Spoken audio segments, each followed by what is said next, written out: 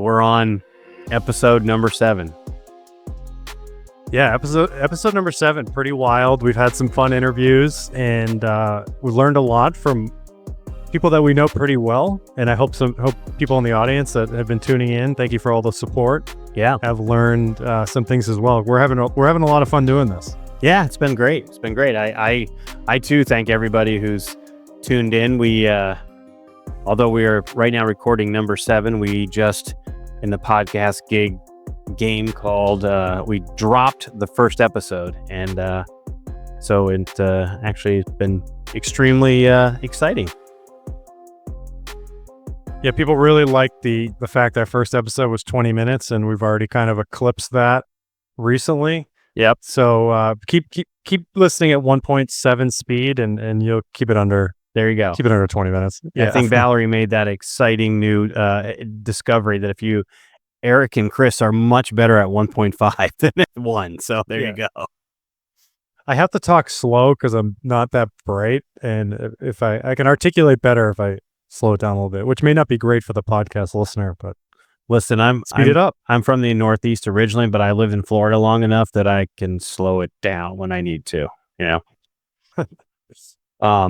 So getting started, we wanted to talk and touch on a little bit on the last episode about personalized content about not just what you do from a business point of view, but your life.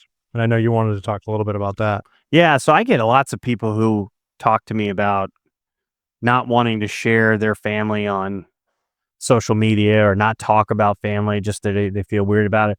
And I don't know if you've noticed, or anybody listening who's noticed, I don't put any of my family ever on anything. I never have. I mean, you won't find a picture of any of my family. You won't really hear me talking about specifics about them. And the reason being, I had younger kids, and they were under 18. I didn't want to do that. I just felt weird. Now they're getting older, and I think I want to share more about all their success and what they're doing and all the things that they're doing. We talked about last time, my son got married, and which was super exciting. And, it's at certain points in my life, I'd go, there's no way I'm sharing this information with anybody online. I don't want to, put that stuff out there to the masses. It's just not a good idea. But I've totally changed my idea on that. I really have. I've changed my mind completely. And I'm going to share a lot more personal things and events and things that go on with me. I know that you do it, and you do a great job with it. And, actually you kind of inspired me because you put out a cool post about being on the boat with your wife. And I was like, you know what? I need to be doing that too. So here we are. Yeah. And I often wonder what your kids say and your family say, since you're such a social media aficionado and brand builder, what they say to you at home. Well, they're not following you fully. No, they don't really follow me at all. Actually, they tell their friends that I'm on that LinkedIn thing for old people. So they said, although my daughter did pay me a super cool compliment the other day. She goes, Dad, at least you're not so old that you're only on Facebook. And I said, yeah, thank you. I appreciate that. Hey, that is, yeah, that's a very nice compliment. And you're officially a Gen Xer, right? Well, I'm 28 and a half, so I don't know what that makes me. Yes. Yeah. I guess, I don't know. Am I a Gen X? I don't know what, I don't know what all those are. I really don't. I do know this, that, when I started doing this like 5 years ago, I did have several people in my peer group who thought I was nuts. So it tells you. Well, I think that's an important point, and we've touched on this before. It's those people that are, once you start putting your voice out there and crafting it, which is what people ultimately want to hear, is what individually you have to say, what makes you tick, what makes you special and different than everybody else. You start to get a little bit of that, noise from the peanut gallery, and eventually those people start to become the ones that are, well, deep down they're envious because you had the courage to share what they want to share, and all of a sudden you have a following and a brand that you're building, and which I think segues kind of into another thing we want to talk about, which is why you think, and why do we both think the personal brand is more important than ever in 2025? Yeah, well, Here's a couple different yeah, we can go you've actually talked a lot about statistics and some statistics that you shared, and I was like, "This is Yeah, amazing," but, for me, I'm gonna let you do the stats part of it 'cause it's kinda sure. mind-blowing, but for me, I talk to everybody anytime you're meeting at a party or something and, people are like, "Oh, you're doing that LinkedIn thing." I'm like, "Yeah," because if you have a personal brand, you take it with you, you own it for the rest of your life, Sure. and you That's it. become well known and you may not be at the same company you're with in 3 weeks from now. I mean, you may not. Yep. You may decide, "You know what? Today's the day that I'm gonna start my own side hustle, my own entrepreneurial journey." With a personal brand, you can do that.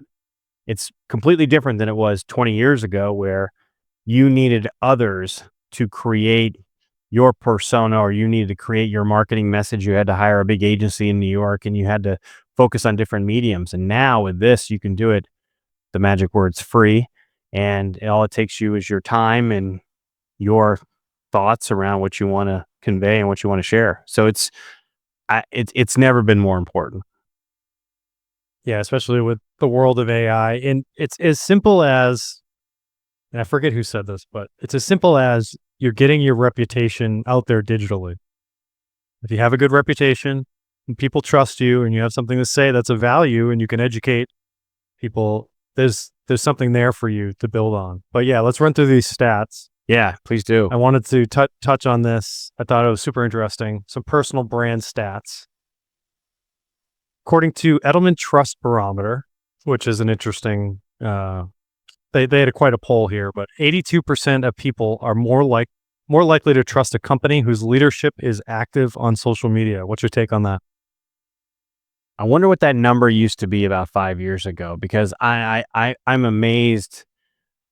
I don't think there was a large number of people on social media, and they probably thought it was gimmicky. I think it's probably skyrocketed in the last 5 years. But all that to be said, like, what's the first thing I do when I come across somebody's name from whatever walk of life or whatever company or whatever? I Google it.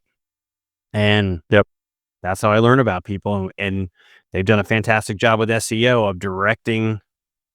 Google is directing people to whether it's LinkedIn, Instagram, or wherever you may be. So we both call on doctors as well as what we do at Content Crib and with our, brand building, sales enablement. And for me, and I'm sure you would probably agree with this, when you have whether it's an inbound or new potential doctor to partner with, if they have a strong brand and a strong website and their name is on literature or on podcasts, I'm immediately doing everything I can to send them the most unique personalized video. I might drop something in the mail the same day and, a phone call to the office if they're not far away to stop into. Yeah, it again, we talk about it all the time. You want people to know you before they meet you. And when people get that on the other end of it, I mean, it's game changer. And you know, now when I go to research a business or a product that I want to purchase, I dive deep into the social media piece of the puzzle. I really do. I look at it, I want to know what they're doing, why they're doing it.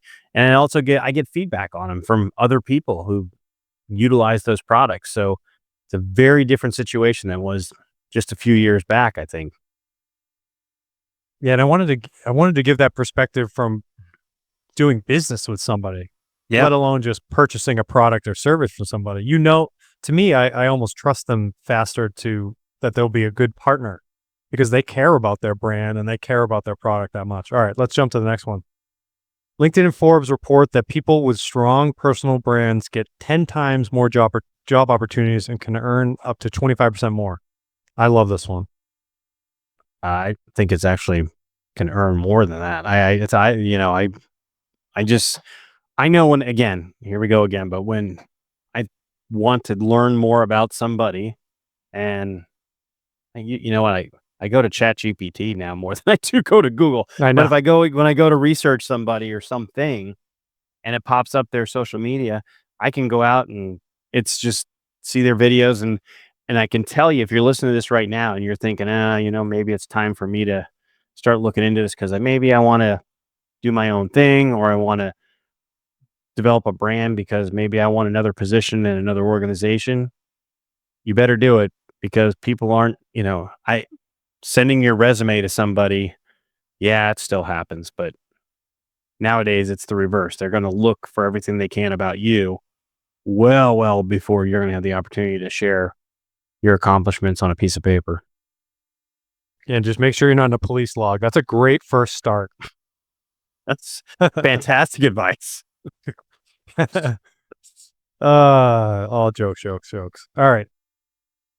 Another one here. 76% of B2B buyers say they are more likely to engage with a salesperson who has a strong personal brand. And that stat comes from the Sales Benchmark Index. Again, man, Pretty straightforward.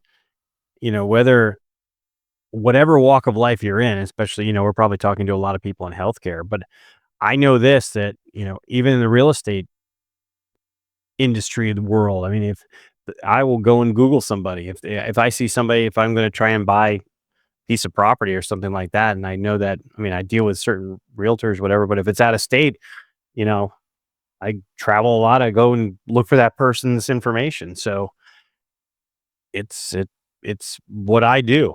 Did I do that 5 years ago? Nope, didn't. Nope. Career Builder found that 75% of recruiters check social media profiles before interviews. I mean, this is kind of a no-brainer. The average person's name appears in 3 or more search engine results. I would think recruiters should do that 100% of the time now.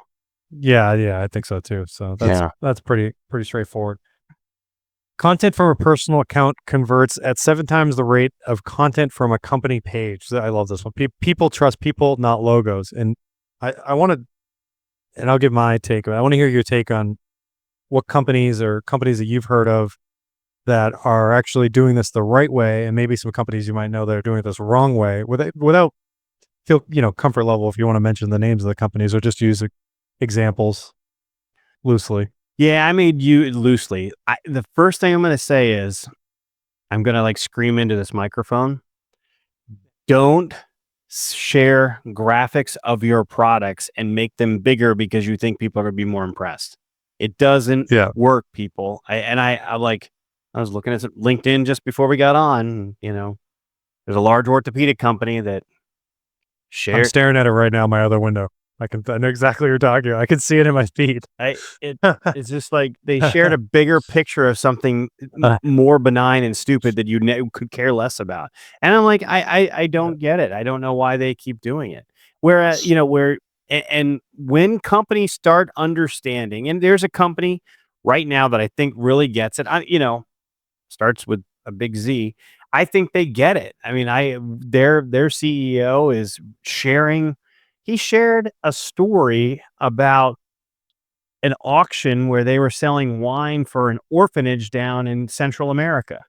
We all know who we were talking about, but and I shout out to him. I mean, I was glued to it. I was like, this is such a cool story about a guy who was in finance. This is the CEO, Ivan's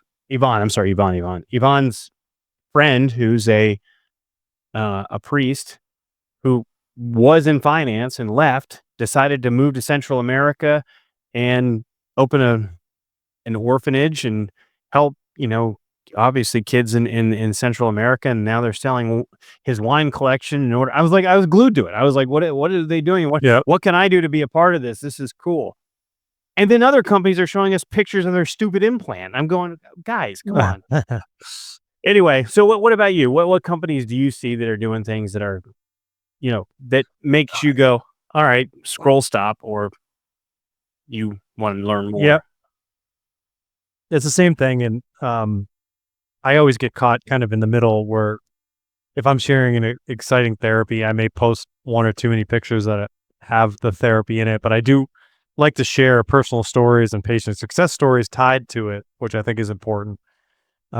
Because there is nobody else educating, or not many other people on LinkedIn educating about certain things that I talk about with customized medicine therapies and whatnot.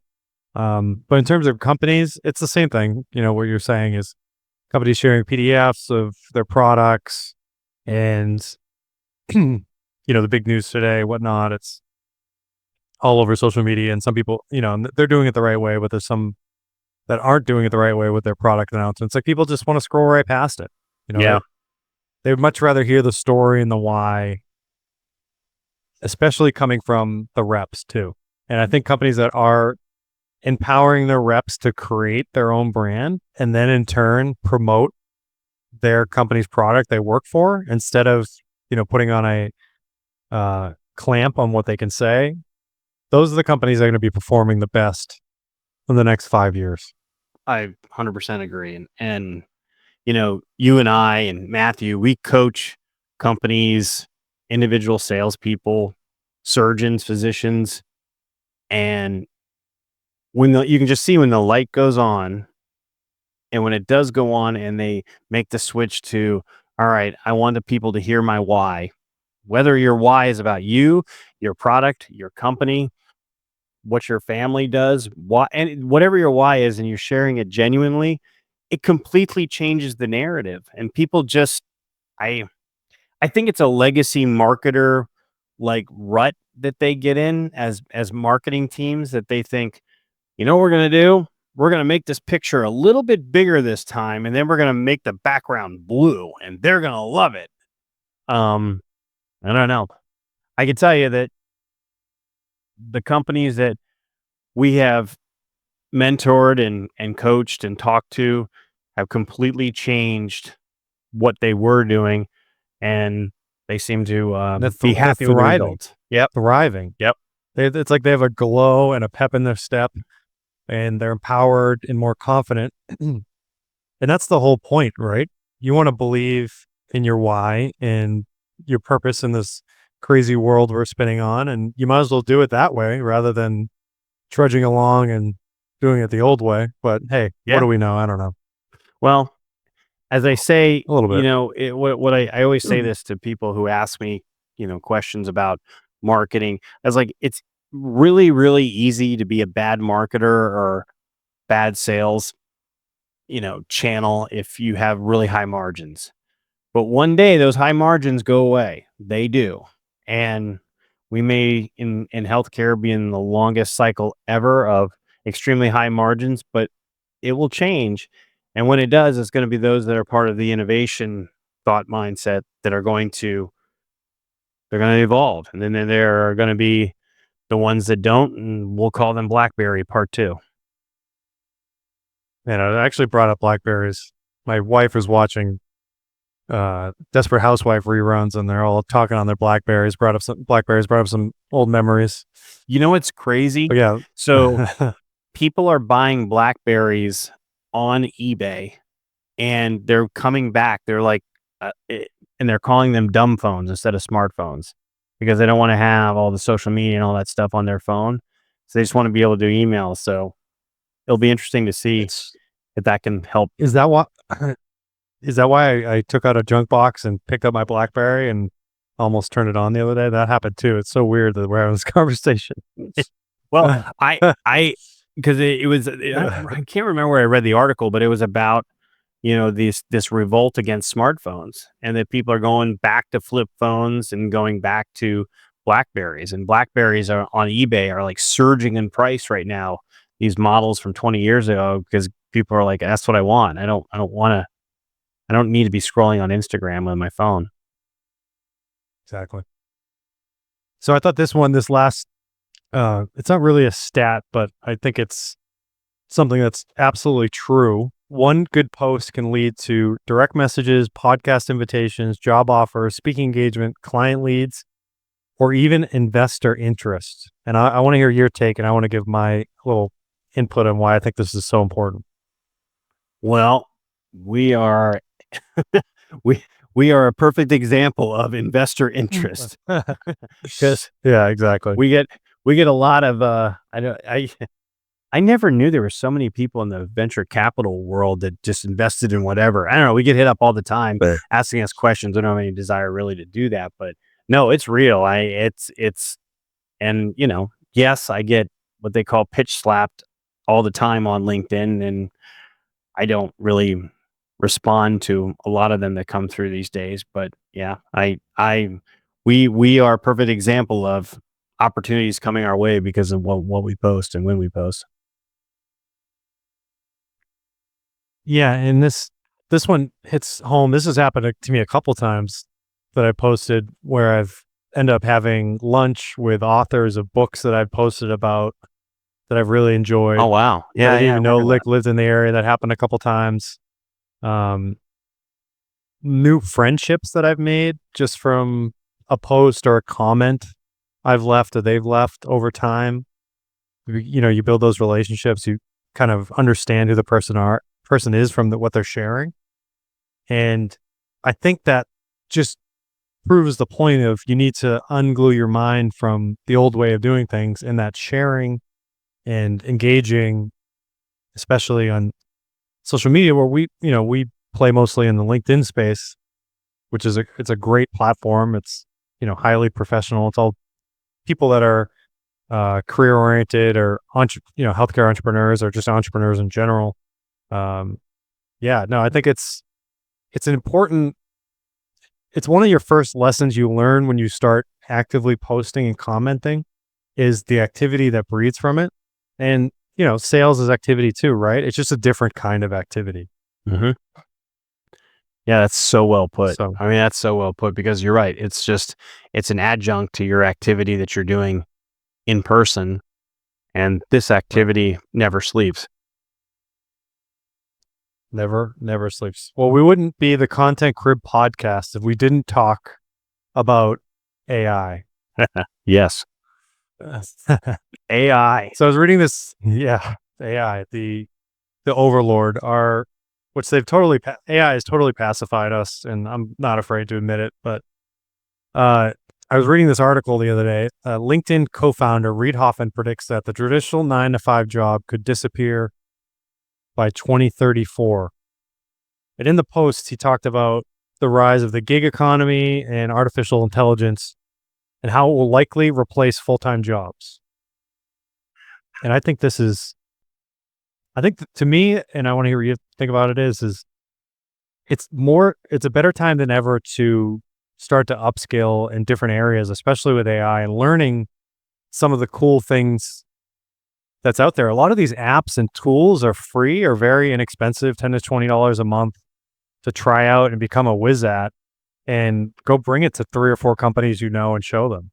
It's kind of what I took from it.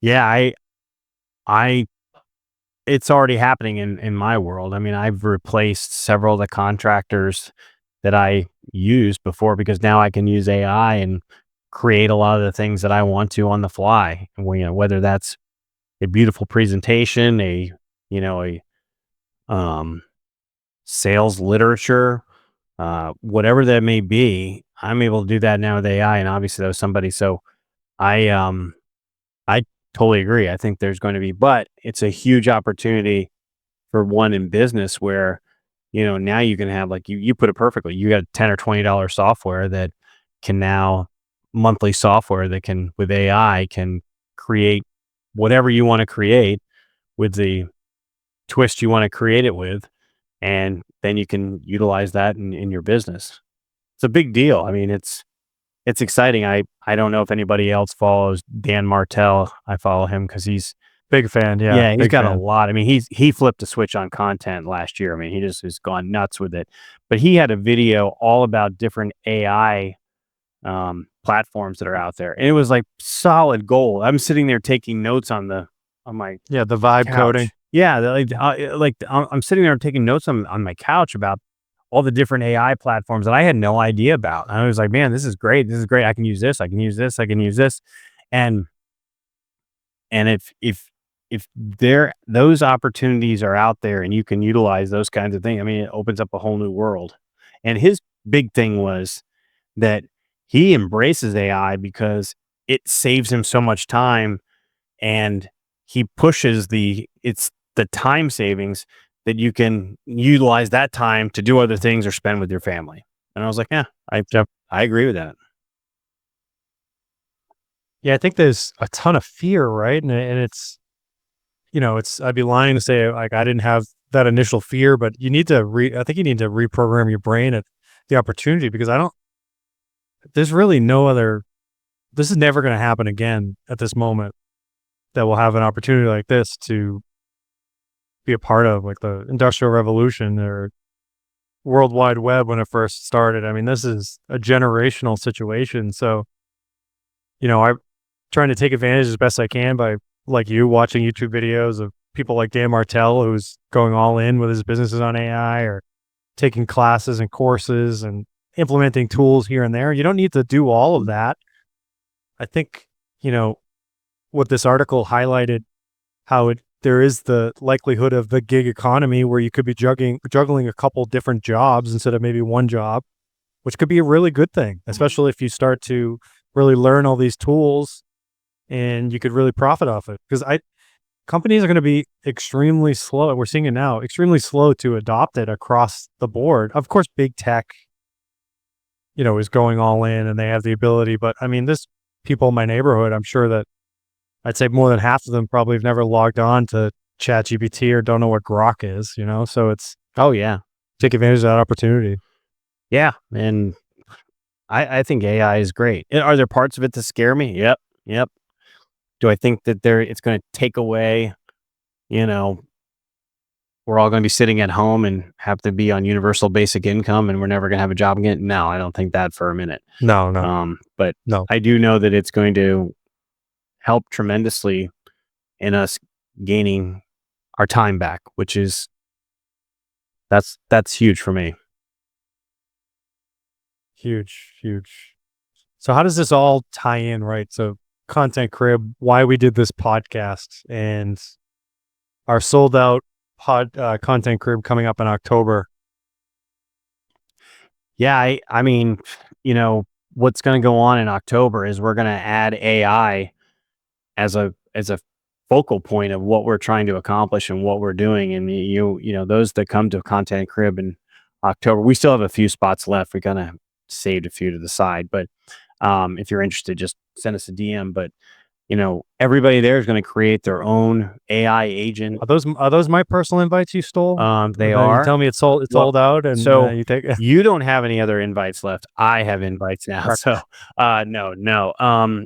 Contact either Chris or I. But people are going to be creating their own personal AI created consultant for their business, and they're going to be able to have something tangible when they leave out the door. That's going to be something where they never thought they would have before, something that they would have to, sit in front of, some really, I need to call McKesson for their top, strategic consultant and spend $50,000. No, you're going to have it in the way of an AI agent. So it's going to be pretty cool. Yeah, very cool. I can't wait. Actually, Seth gave me a phone call today. We were chatting, and he's just so excited for it, and he's already planning the trip. And he's like, "Oh, we're gonna hang out on Thursday, day before." I'm like, "Yeah, I'm planning on it. I love to add an extra day and hang out in down south. I never get down there, so that'll be fun." Yeah, and it's going to be a nice time of year. So it's going to be second week of October. So it should be perfect. Yeah. So it's gonna, and if Seth is going, then I guess I'll go too. That's a must. Yeah, exactly. A must. Well, thank you for sharing all those stats today. I mean, if people listening now are like, I don't know, should I jump into this? What should I do? Why should I do it? There's a lot of hard evidence as to why you should do it. And again, it was funny. I was watching a YouTube video of a guy who's talking about how the YouTube algorithm now is really rewarding creators for being raw themselves, talking into the camera. They don't have any cool video graphics in the background or cool thumbnail. It's just them talking and sharing. And it's what we talk about every day. And those algorithms are skewing that way because there's so much the AI crap out there. And the human, anyway, my last thing about AI here, people are saying, well, it's going to get so good that you're going to have no idea. And I'm like, the minute the person says, yeah, I didn't make that video, well, then I have an idea. So I know that it's AI. So I think what way people's consciousness is going to go is it's going to go, I need somebody to give me proof up front before I spend the time to consume this whatever it is, whether it's, a video or long form content or written. I really do think that that's going to have to, people are going to start doing that, because their shift to their brain is going to happen, where they're not going to look at something and you just want to dive into it. They're going to go, wait a minute, tell me this is real, and then I'll dive in. What do you think? Yeah, I think it really comes down to, if you're thinking about it, pick 5 general topics you want to talk about. Make sure those topics tie into what makes you unique and what your unique take is on it, and start to formulate some posts. And LinkedIn is a very supportive place to be. That's true. And because it's positive, people want to learn. People hate on it for that, and I understand. I get the point. But generally, it's intelligent people on this platform, LinkedIn, that want to learn more. Not everybody, but mostly, that want to learn and support each other, and gives you like a soft landing to put your voice out there. There's a lot of other social media platforms out there that aren't like that. And you have a real opportunity to professionally share, especially, going through these stats. Companies want you to have a voice before they hire you, because they want to know that you're confident in who you are and what you have to say, especially with B2B business growing in the form, in the wave of social media. So, yeah, very well said. Well, there's an episode in the books. Yeah, we're at time. We'll end there. Yeah. Episode 7, everybody. Thanks for tuning in. Yeah, absolutely. And we'll see you next week. All right. Bye-bye.